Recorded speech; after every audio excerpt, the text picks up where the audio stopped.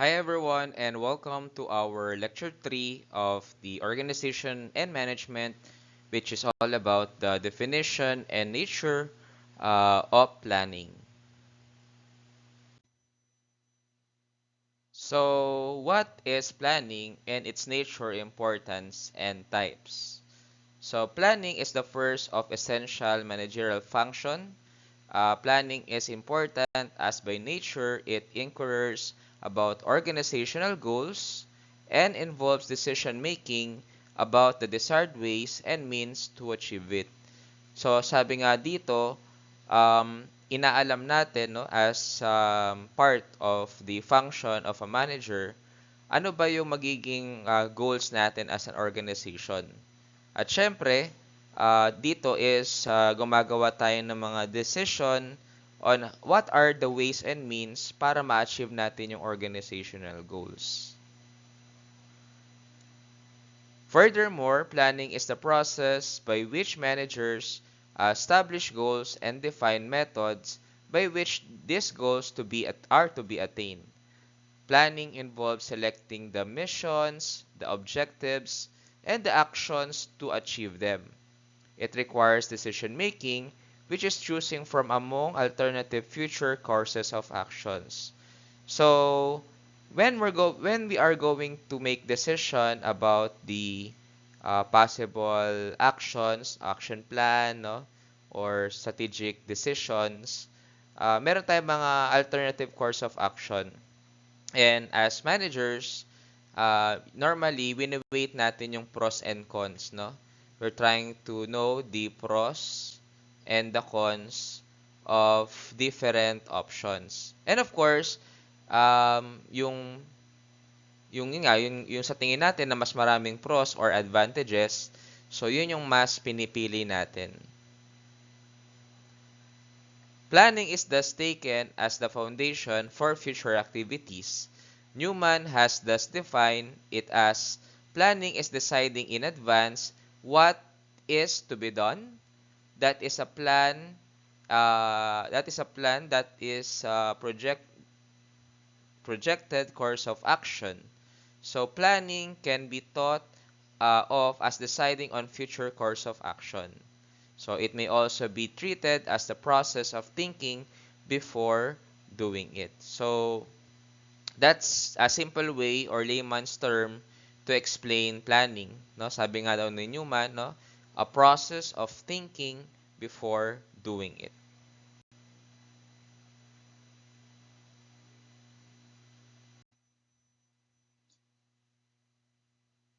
So the next one is management has to plan for long range and short range future direction by looking ahead into the future by estimating and evaluating the future behavior of the relevant environment and by determining the enterprise's own desired role.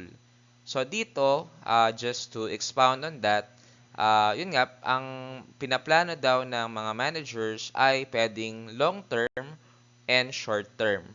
Okay? So, syempre, may mga objectives or goals ang short term, ganun din ang long term.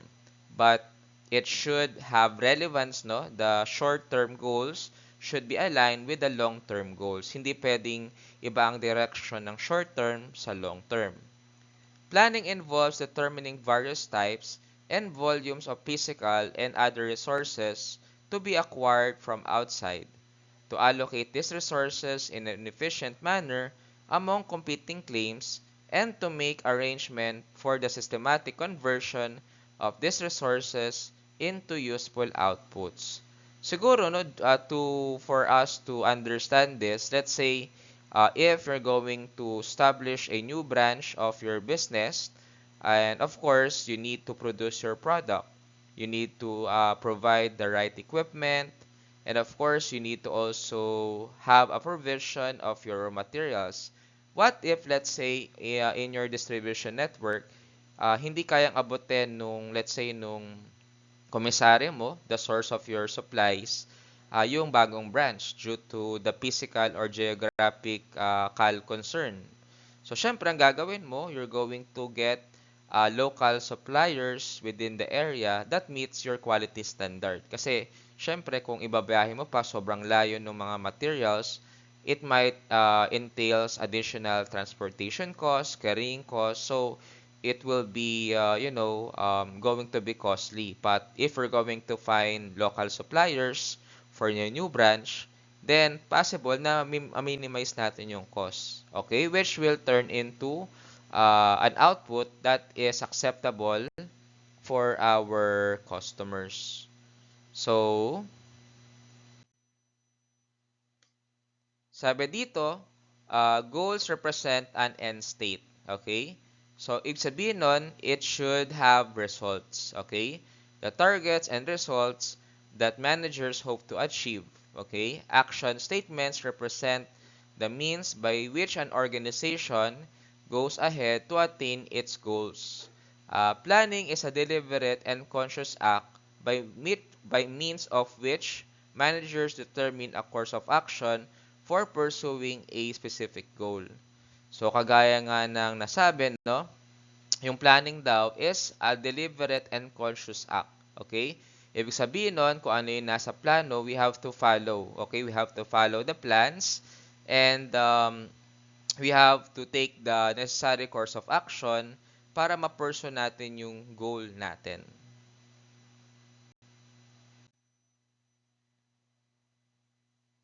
Let's proceed with the nature of planning. Sabi nga dito, no, the nature of planning can be understood by examining the four major aspects. So they are, first is it is a contribution to objectives. It means that the planning should be aligned with the objectives. Second one, it is a primacy among the manager's tasks. Na as a manager, syempre, you are responsible for doing the planning process. It is pervasiveness. It means na kailangan nating i-implement or i-spread whatever is the plan. Okay? And the efficiency of resulting plans.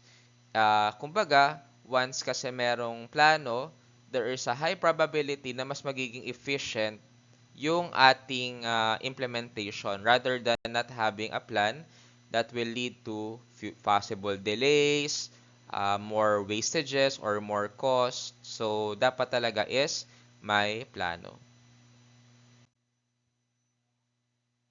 The contribution of planning to the attainment of objectives. So sabi dito, since plans are made to attain goals or objectives, every plan and all its support should contribute to the achievement of the organization purpose and objectives. So, normally class, no, ang mga kumpanya or organization, they have the vision and mission. So, the plans, no, that should be created by the managers should be aligned with that vision and mission. Sabi nga dito, an organized enterprise exists to accomplish group objectives through willing and purposeful cooperation. Kumbaga, let's say you're a member of an organization, syempre, even though you have an interest, no, self-interest, pero dapat mas mangibabaw pa rin yung objective ng grupo or the organization per se. Okay? Because you are part of it and you should be willing and you should have the initiative for cooperation. Primacy of planning. So sabi dito that planning is the prime managerial function, okay, is proved by the fact that all other functions such as organizing, staffing, leading, and controlling are designed to support the accomplishment of the enterprise task. So, tandaan nyo class, no, when you become, let's say, future managers, normally ito talaga yung ginagawa mo. You're going to plan, then after that, you're going to organize, no? You're going to do staffing, then leading, and of course, you're going to do controlling. So that is basically the 5 management functions. To further elaborate, planning quite logically, therefore, comes before executing all other managerial function. Hindi pwedeng organize muna, staffing muna. Dapat it should be planning first, no? As it involves establishing the objectives necessary for all group efforts. Also, all other managerial functions must be planned if they are to be effective. Okay?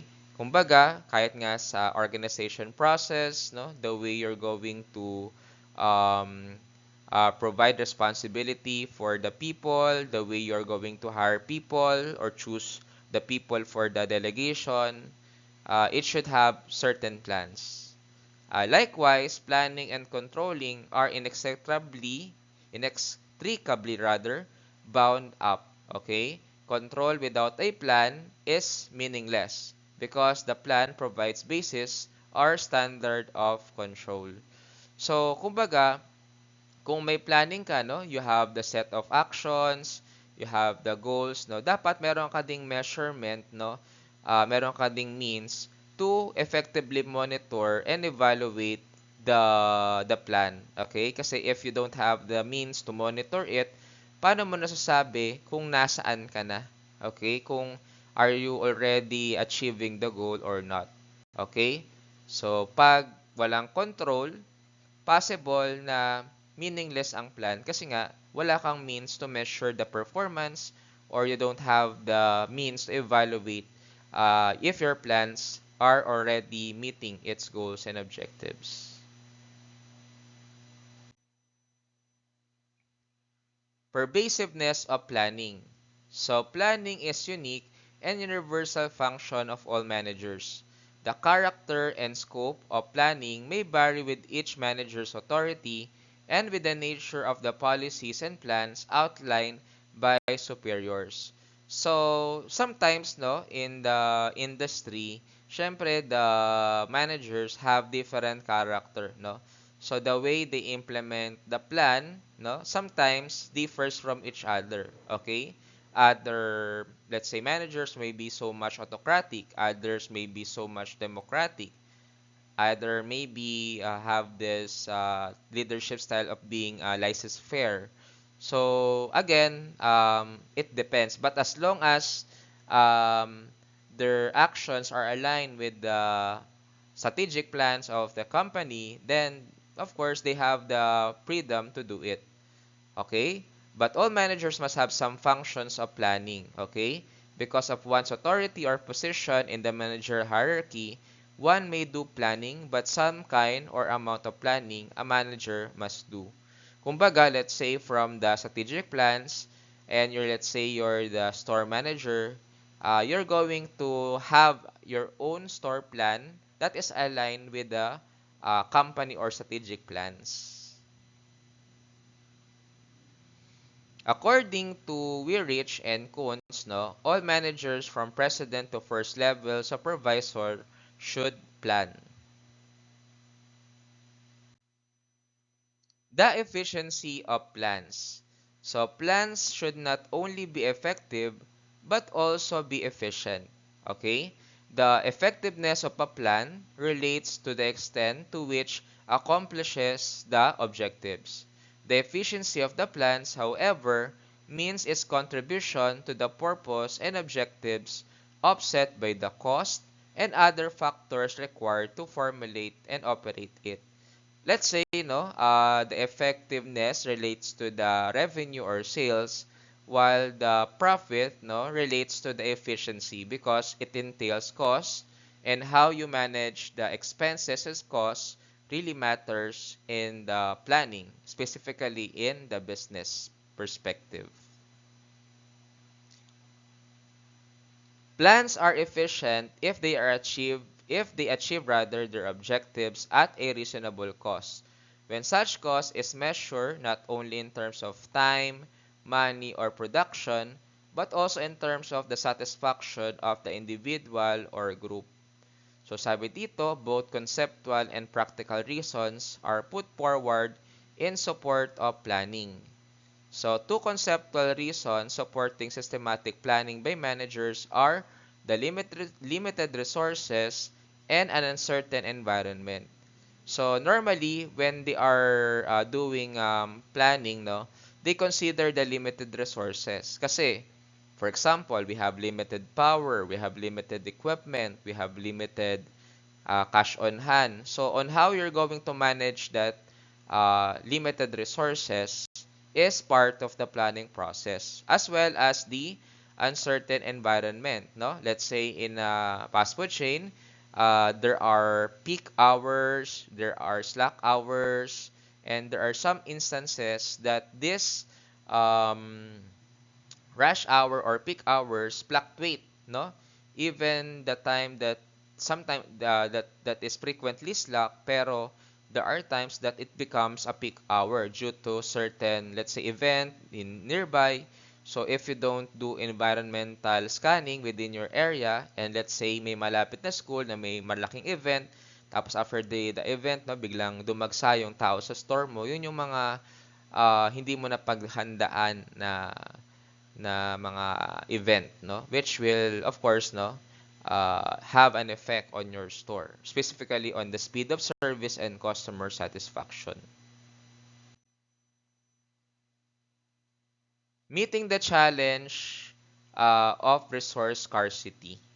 So sabi dito, resource scarcity is a very important consideration for any organization today, because there would be no need for planning if the material, financial, human resources were unlimited and cheap.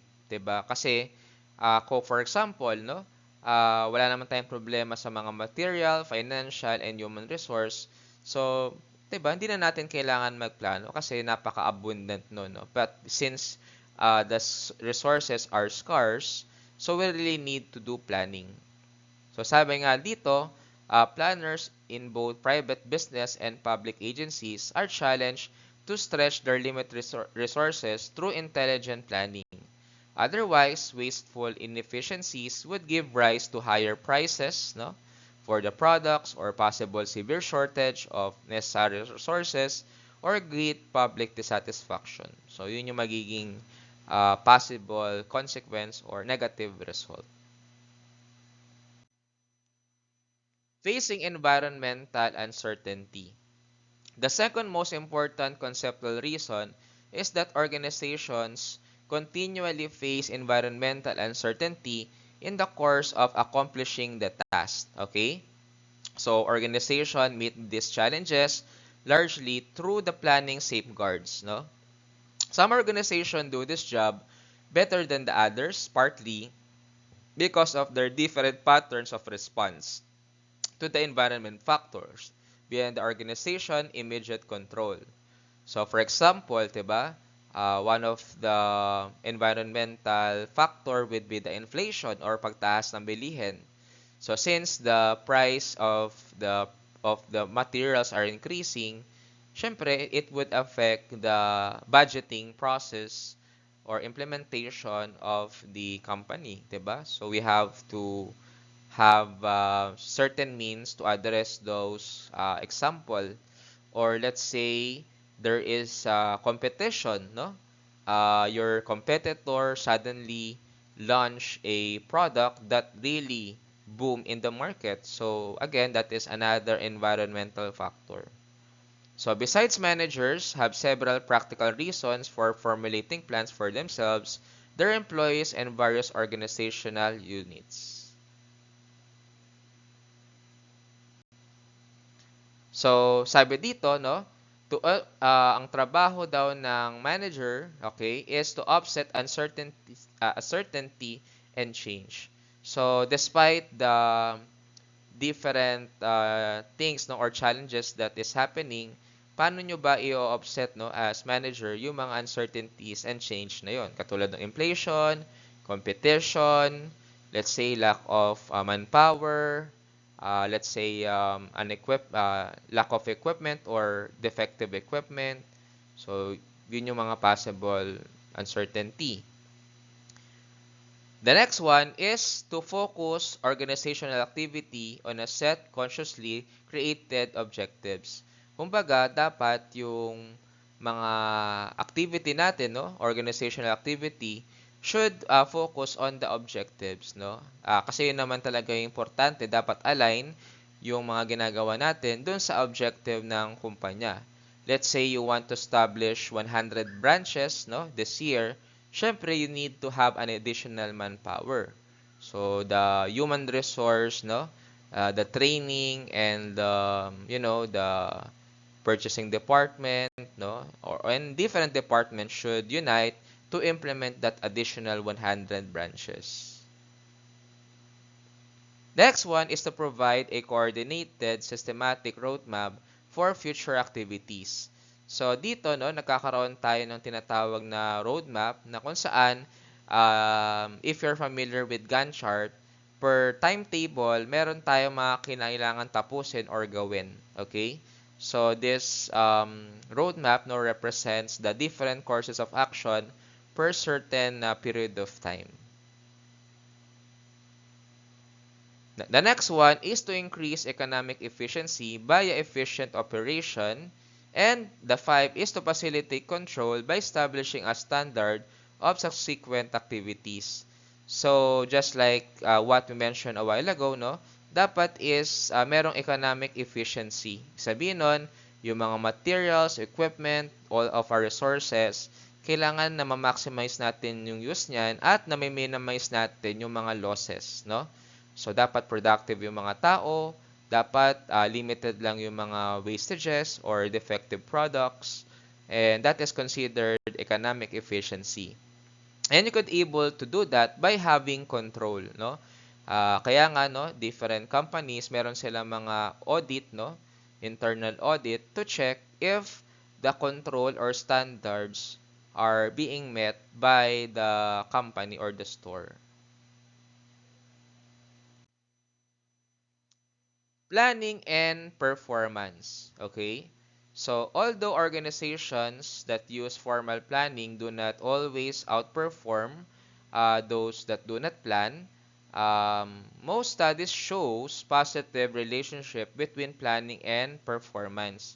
Kumbaga, sabi sa pag-aaral, pag nagplano ka daw, ay mas mataas yung tsansa na mag-perform ka. Okay?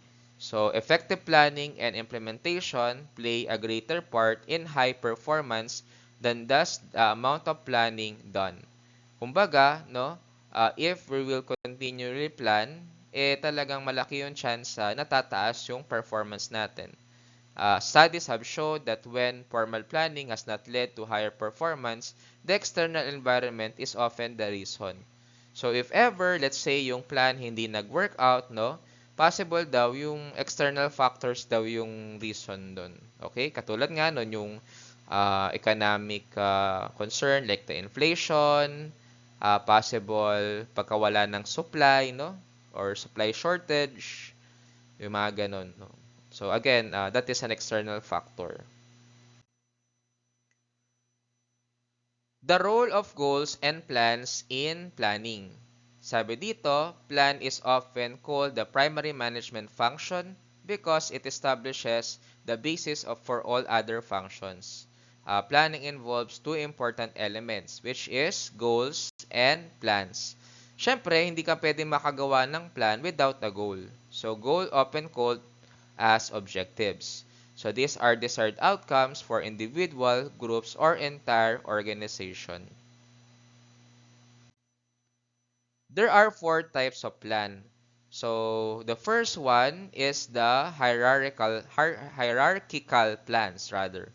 So, these plans are drawn for the three major hierarchical levels, namely the institutional, the managerial, and the technical role. From the keyword hierarchical, it means na um,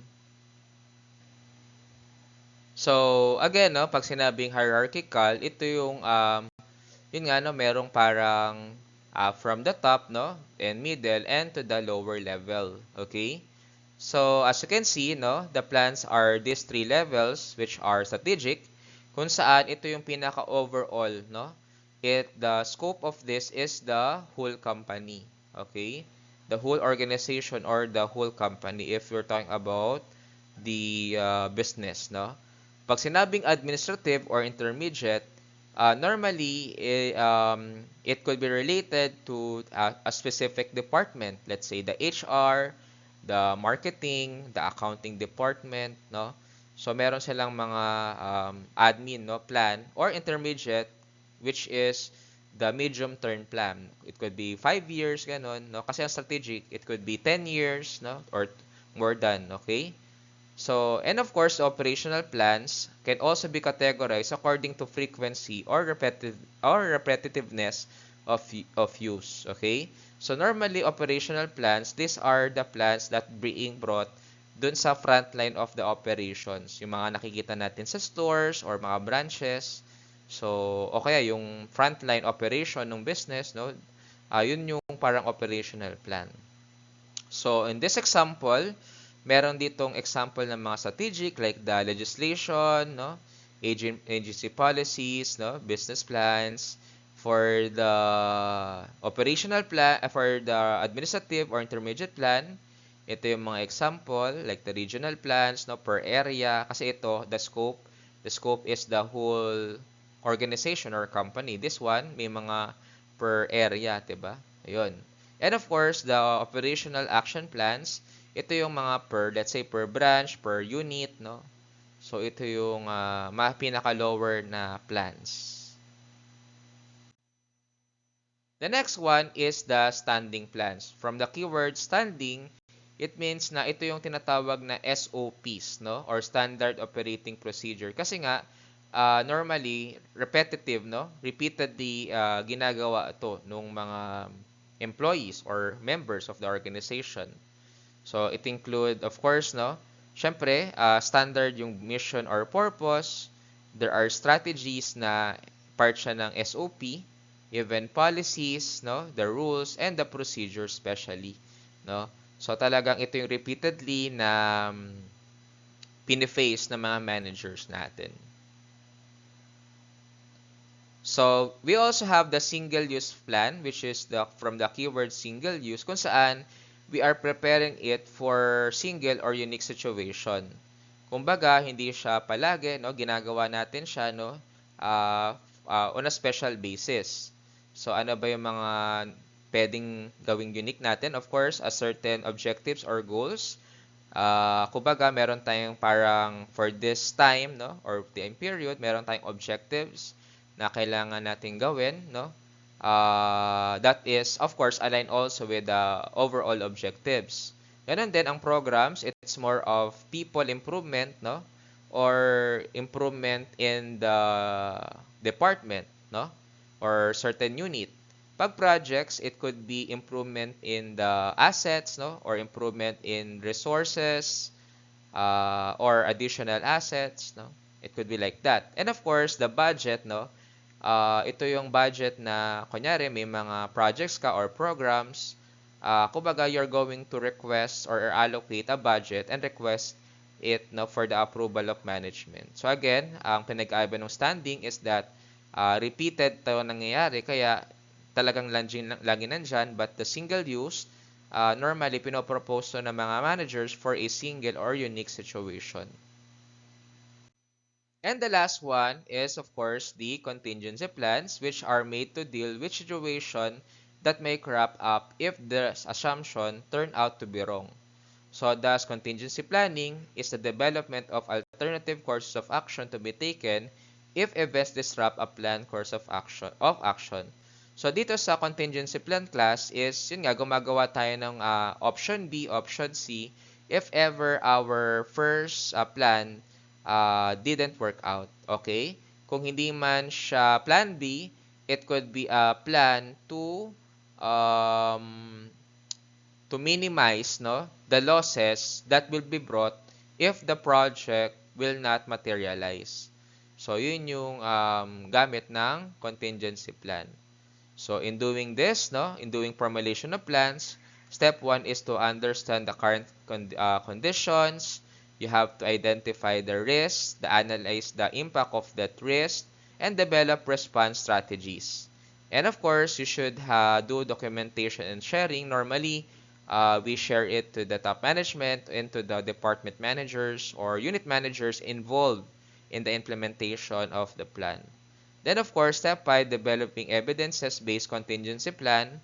Pag sinabing evidence-based, ito yung parang ah, nangyari na, kumbaga parang it is based on empirical evidence na may mga nangyari na dito either sa ibang companies at ito yung naging kanilang solution. Kunyari, no?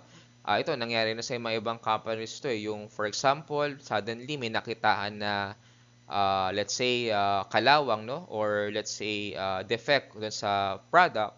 Ang unang kadalasan na nangyayari dyan is nagkakaroon ng product recall or kinukuha ng mga companies yung mga product na nila na na-distribute sa iba't ibang area sa Pilipinas, no? Tapos, yun, of course, they will restate in a statement about the incident, no? Na sasabihin nila, this is an isolated incident and they will um, inform the public about the reason bakit nangyari yun. And of course, gagawa sila ng mga publicity campaign para ibalik yung trust ng mga tao sa kanila. And of course, sharing disaster contingency plans. Kung saan, dapat is alam din ng mga iba't ibang managers how to implement certain disaster contingency plans. So that will be all, and thank you so much for watching.